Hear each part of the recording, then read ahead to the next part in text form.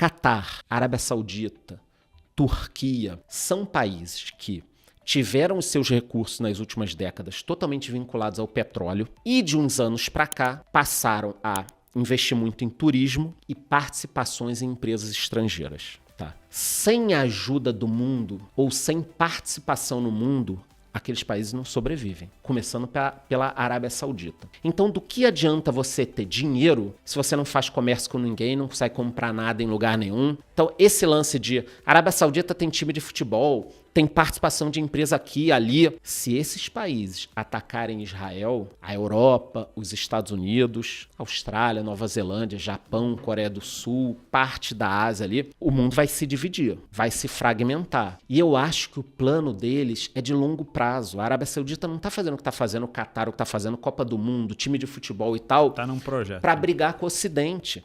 Mesma coisa a China. A China se desenvolveu e vai passar a economia americana. Calma. Como é que a China se desenvolveu? Fabricando para o mundo. Então, é uma economia integrada. A China não sobrevive sem o Ocidente. Queira ou não queira, a China não sobrevive. Sendo que, quando a gente pega lá no mapinha, quem está atraindo hoje as grandes mentes e o dinheiro? Os Estados Unidos continuam atraindo. Então, cuidado, é até um momento importante da gente pensar isso, que os Estados Unidos está fragilizado, na minha opinião, com a dívida e com uma sociedade dividida, mas ainda é um dos países que mais atrai recursos e cérebros. Até te perguntar isso. Eu já fechei aqui essa parte da coisa econômica, então a minha expectativa, se Deus quiser, que eu acho que todo mundo está assistindo que é paz, é que isso se resolva logo. Até te perguntar nesse contexto, né? Porque a gente estava num mundo mais focado nesse nearshoring, né? Vamos tirar as coisas da China, né? Enfim, e trazer as coisas mais para perto. Como é que você enxerga esse conflito nesse contexto maior? Assim? Você acha que é mais um provocativo nesse sentido, de que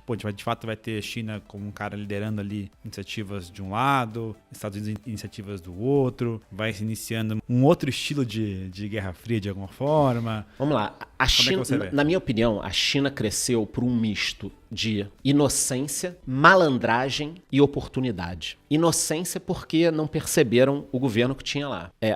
Oportunidade porque ajudou a controlar a inflação no mundo nos últimos anos. E malandragem porque, de alguma forma, o pessoal achou que poderia ter algum tipo de controle. Então, do início dos anos 2000 para cá, que foi quando a China cresceu. Quem tem a minha idade, eu tenho 46, eu estudei nos anos 80 e 90. Por exemplo, nos anos 90, quando eu comecei a estudar economia no início dos anos 90, quem estava ainda bombando era o Japão. Isso que falam agora, a economia chinesa vai passar a americana. Cara, era o que se falava do Japão. E aí você pega um gráfico, depois vocês pesquisem aí, é só você digitar. Crise imobiliária Japão, anos 80, 90. É uma bomba. Até hoje o Japão não se recuperou. Até hoje o Japão não se recuperou dessa crise e dizem que a China pode estar passando a mesma coisa. Então, o que eu acho que aconteceu é que o mundo se uniu com a China, a gente teve aquele momento de globalização, tem o livro do Friedman que fala sobre isso, o telemarketing na Índia, a fabricação na China, estava tudo bonito naquele momento. E as empresas transferiram as suas fábricas para a China. Foi um movimento cômodo, porque você começou a ter uma produção barata, você ficava com a inteligência... Exportou deflação para o mundo inteiro, inclusive. Exatamente. E aí... Você teve aquele processo americano de Walmart segura o preço via varejo, aumentando loja, fazendo um trabalho de porrada de preço para baixo, e China segura a inflação com preço muito mais barato. O mundo achou ótimo. A China deu uma porrada, só que de 10 anos para cá, o que começou a acontecer? A China olhou e falou, porra, eu sou a fábrica do mundo, as pessoas dependem de mim, eu tenho dinheiro pra cacete, eu tô crescendo no mercado interno, tirando 50 milhões de pessoas por ano do campo para as cidades, tá construindo muito, agora eu vou me expandir. Aí começou a fazer ilha, começou a olhar de novo para Taiwan, pô, Taiwan é nosso território aqui, era junto há 100 anos, eu quero isso de volta, é meu. Começou a montar obras na África, emprestando dinheiro, os caras não conseguem pagar, ela toma, ela administra, fica para ela, comprando terras. Então a China começou a montar o seu império, como qualquer país. Se a gente fosse dono de um país, a gente também faria isso. Então eu acho que o mundo estimulou a China cresceu muito, todo mundo jogou as suas produções lá, e o Covid é um turning point. Por quê? Porque simplesmente quando começou o Covid e o frete saiu de $600 para $1.800, $3.000, $5.000, não tinha container. Alguns fabricantes O cara que fabricava essa caneca aqui no Brasil, ele não conseguia botar no mercado porque faltava tinta. O outro fabricava uma TV, mas tinha 3 peças da China. Produção de carro. A produção de carro parou no mundo todo, porque todo mundo dependia de alguma coisa da China.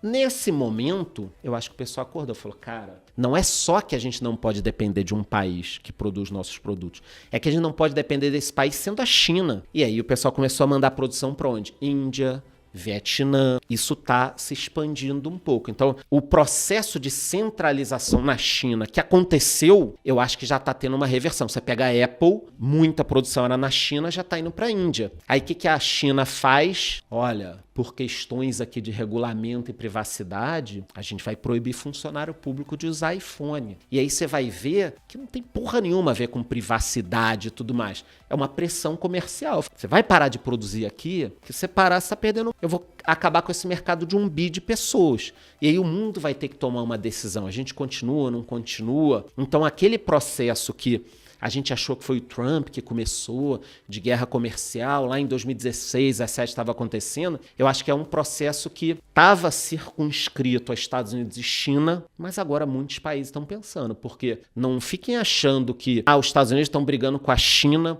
é um problema dos dois. A Austrália está com medo, a Nova Zelândia está com medo, o Japão está com medo, a Índia está ali do lado, Taiwan está com o fiofó na mão. Taiwan, até recentemente, 70% a 80% dos chips com alta tecnologia, Taiwan, cara. Taiwan. E aí você dá um problema para o mundo inteiro. Então, essa geopolítica, ela pode ser chata para algumas pessoas, mas ela explica muito.